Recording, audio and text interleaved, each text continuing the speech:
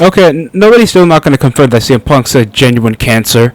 Depending on how you guys would partake the situation involving Jack Perry and CM Punk back at All In backstage, it's just still ridiculous the amount of lengths that sometimes this guy's going to go to after literally selling out a pay-per-view over, you know, overseas, over one of the bigger, well-known fan bases around for pro wrestling.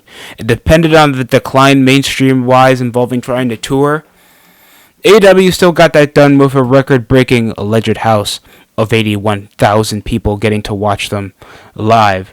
And then Jack Perry referencing Cry Me a River after his match over and All In, referencing over using real glass over fake glass to, I guess, authenticate his match, saying Cry Me a River, and then it poured out backstage involving a personal fight that ended up with certain wrestlers backing them off, and then Tony Khan just said, we're still putting this under investigation while he was there backstage, because he is the owner.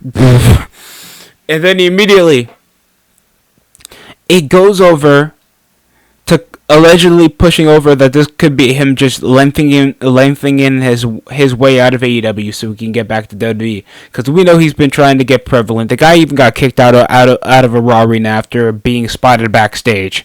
And now here he is getting in an altercation over what type of fucking glass you would use against one of the younger guys over in the business.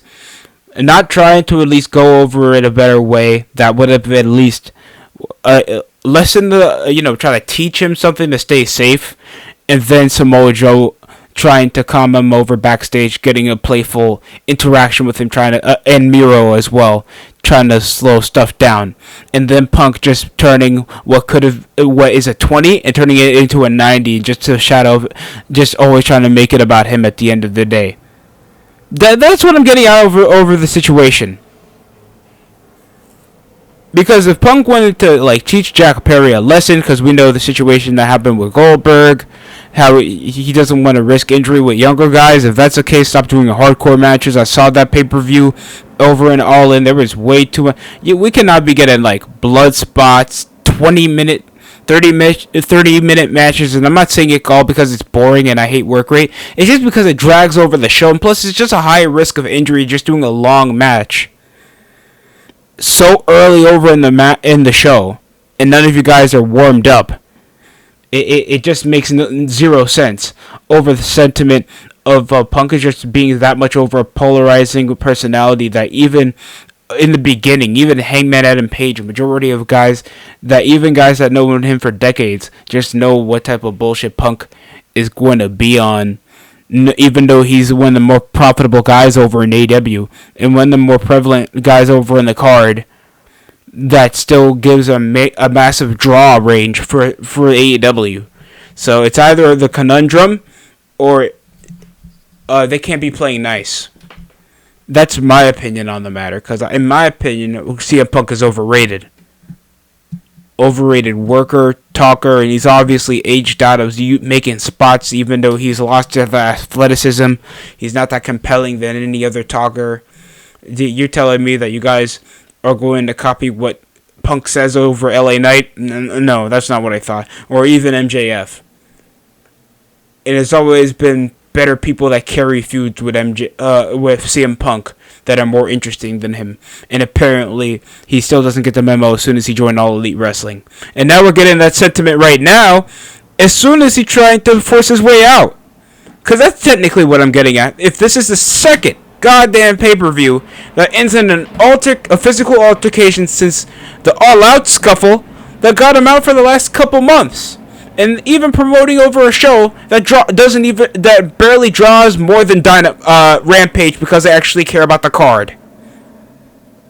So that's what I'm getting out of the altercation. You guys tell me how you feel down below. How you feel about the Jack Perry situation? Because I just feel like this is just his way forcing his way out of AEW, because he possibly knows this it's not working. I can't work with these jobbers.